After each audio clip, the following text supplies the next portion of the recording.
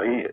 कल मैं इधर आया तो आज अखबार में मैंने देखा कि लंबी चौड़ी बयान दिया जफरुल्लाह साहब ने, उसमें जूनागढ़ को भी डाल दिया। जूनागढ़ को सलाह जफरुल्लाह साहब ने दिया था कि हाँ तुम पाकिस्तान में शरीक हो जाओ, वो ठीक है, तो उसका जूनागढ़ का नवाब को भोगना पड़ता है, कोई जफरुल्लाह साहब को भोगना नहीं पड़ता है। और ये तो खाली बातों है। जूनागढ़ का तो फैसला हो गया, अभी उसमें कोई चीज बनने वाली है नहीं। यूनो में जाओ, दुनिया पार जाओ, उसमें कोई चीज नहीं बन सकती, वो तो हो गई बात। अब जो जफरुल्लाह साहब कहते हैं कि जूनागढ़ तो यूनो में जाएगा, यूनो में क्या जाएगा? आज कश्मीर में यूनो में गए हैं हमारे तरफ से, क्यों गए? हमें तो इस तरह से कहा कि भाई ये पाकिस्तान खुली लड़ाई करे तब तो अच्छा है, लेकिन खुली लड़ाई नहीं करते हैं, अपने आदमियों के पास लड़ाते हैं, अपने वहां से सारा सामान देते हैं, अपने वहां से सब हथियार देते हैं, अपने वहां से जितना सामग्री चाहिए पूरी देते हैं, अपने वहां से रास्ता देते हैं। तो उससे तो खुला लड़ाई करे तो अच्छा है, न करे तो हम दोनों उसमें पड़े हैं तो ठीक है। यूनो के पास जाओ, जाके वहां से कुछ हो न हो, लेकिन वहां हम कहां तक बैठ रहेंगे? इस तरह से हम बैठ नहीं रह सकते। तो कश्मीर का मामला तो अलग है, जूनागढ़ का मामला अलग। जूनागढ़ यूनो के पास जा नहीं सकता, क्योंकि जूनागढ़ कहते हैं कि आपने भी रास्ता दिया था। हमने किसको रास्ता दिया था? हमने किसी को रास्ता दिया नहीं। वो जो जूनागढ़ के लोग थे, उन लोग अपने रास्ते से जाते थे, वही रास्ते गए, उसने हमने किसी ने रास्ता दिया नहीं, और हमने न कोई चीज उसको दिया, कोई न साथ दिया। और जूनागढ़ में एक मक्खी भी मारनी नहीं पड़ी, किसी के ऊपर कोई हथियार चलाना ही नहीं पड़ा, फिर क्या रहा?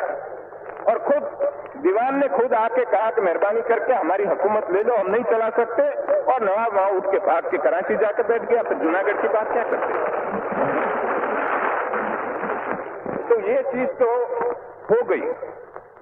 हाँ, हमने एक फैसला किया कि भाई ये रियासतों में हमें एक काम करना चाहिए, कबूल करना चाहिए कि जैसा रियासत के लोग चाहे ऐसा करें। तो जैसे लोगों का लोकमत हो, इस प्रकार करना चाहिए। तो लोकमत जैसा हैदराबाद में हो, कश्मीर में हो, हर जगह पर हो लोकमत, इस प्रकार का करो। हमें कोई फैसला करने में इतराज नहीं है।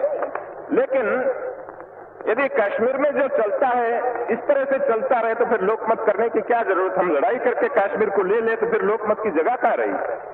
तो हम तो कहते हैं कि आज भी प्लेबिसाइट से करो, लोकमत लेके करो, लेकिन हमारे पास आकर हमारा सिपाही मरते रहे, हमारा पैसा खर्च करना पड़े, और हमारे गांव के गांव जलाए जाए, और वहां हिंदू और सिखों को तबाह किया जाए, तो फिर आखिर लोकमत का रहा? फिर तो आखिर हम बंदूक से ही लेना हो तो लेंगे, और क्या करेंगे? दूसरी तरह से नहीं हो सकता है तो नहीं। लेकिन हमने एक बात साफ की कि कश्मीर की एक तसु जमीन हम छोड़ने वाले नहीं है, कभी नहीं छोड़ेंगे। तो अब दूसरा आपको ये समझना है कि ऐसी जब नाजुक हालत में हम पड़े हैं, इस समय पर हमको क्यों तंग करते हो आप? ऐसी जब हिंदुस्तान की हालत है और दुनिया की हालत भी ऐसी है, देखो ये बत्ती पड़े,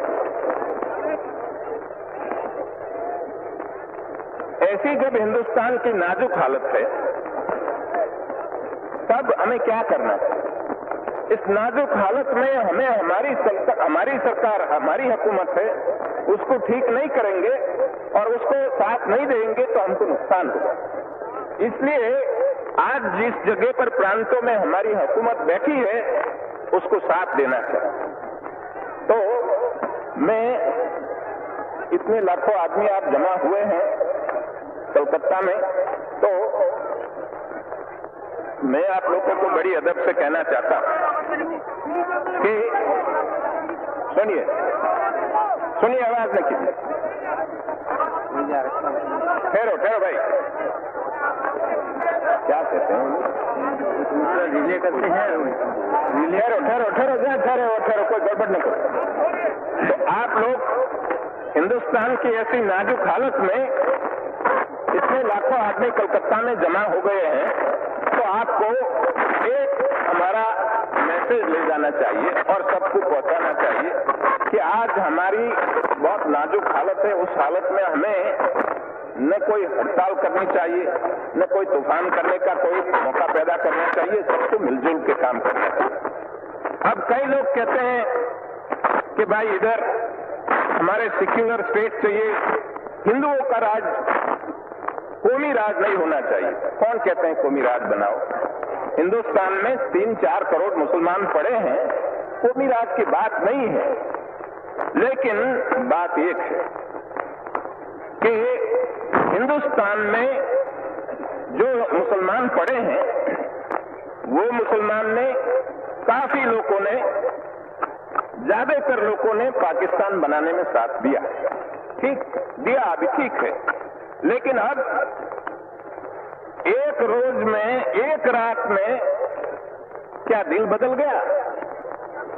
वो मुझे समझ में नहीं आता, कैसा बदल गया कि एकदम कहते हैं हमको मान दो। तो ये मेरी समझ में नहीं आता कि एक रोज में दिल सबका कैसा बदल गया। तो वो कहते हैं कि हम वफादार हैं, तो हमारी वफादारी में शंका क्यों की जाती है? आपको सस्पिशन क्यों आता है? तो हम कहते हैं भाई हमको क्यों पूछते हो? आपके दिल को पूछो, भीतर पूछो, हमको मत पूछो। वो हमको पूछने की बात नहीं है। लेकिन हमने एक बात कही कि आपने पाकिस्तान बनाया, आपको मुबारक, हमें उसमें कोई दखल देना नहीं चाहते। जब दांत गिर जाए, खट्टा हो जाए, तब गिर जाए, तब पीछे आओ, वहां तक हमें पीछे बुलाना है नहीं, हम बैठे ठीक है। कोई कहते हैं कि हम आखिर पाकिस्तान और हम एक हो जाए। मैं कहता हूं कि मेहरबानी करके ऐसी बात न करो, वहां बैठे रहने दो। उससे बहुत नुकसान है, वहां बैठे रहने दो, करने दो उनको, पाकिस्तान अच्छा बनाने दो। पाकिस्तान जब स्वर्ग बन जाएगा, हमको उसकी ठंडी हवा लगेगी, ठीक है, अच्छा। तो आप लोग क्यों ऐसा कहते हो? उनको शंका पैदा होती है, ऐसी बात हम क्यों करें? मजबूत बनाओ, तगड़ा बनाओ, पाकिस्तान हमारा पड़ोसी मजबूत होता है, बहुत अच्छी बात है, तो हमको कोई नुकसान नहीं है, वो ठीक है।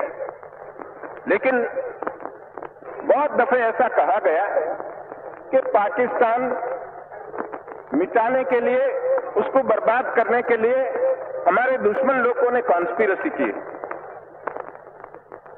मैं पाकिस्तान के लीडरों को बार बार कहना चाहता हूं कि पाकिस्तान का कोई भी दुश्मन हो और कोई भी कॉन्स्पिरेसी हो तो पाकिस्तान में पड़ी है, बाहर कोई नहीं है, वहां भीतर पड़ी है। जितने दुश्मन है वहां सब, इधर कोई नहीं है। हम उनका कोई बुरा नहीं चाहते हैं। क्यों हम बुरा चाहें?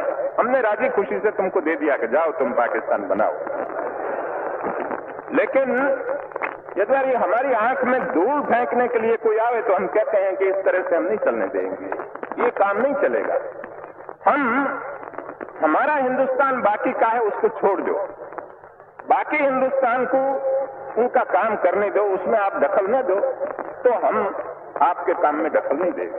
तो आप देख लीजिए, हमने फैसला किया तो जितनी चीज थी उस चीज में उदारता से हमने उनको जितना इनका हिस्सा था उससे ज्यादा भी देने के लिए हमने कोशिश की। लेकिन जब हमने उनका रुपया देने का किया, उस समय पर हमने कहा कि आपको यदि 500 करोड़ रुपया चाहिए और इतना हिस्सा हमारा चाहिए तो हम देने के लिए, आपका हक हो न हो, ज्यादा हम देने के लिए भी तैयार है।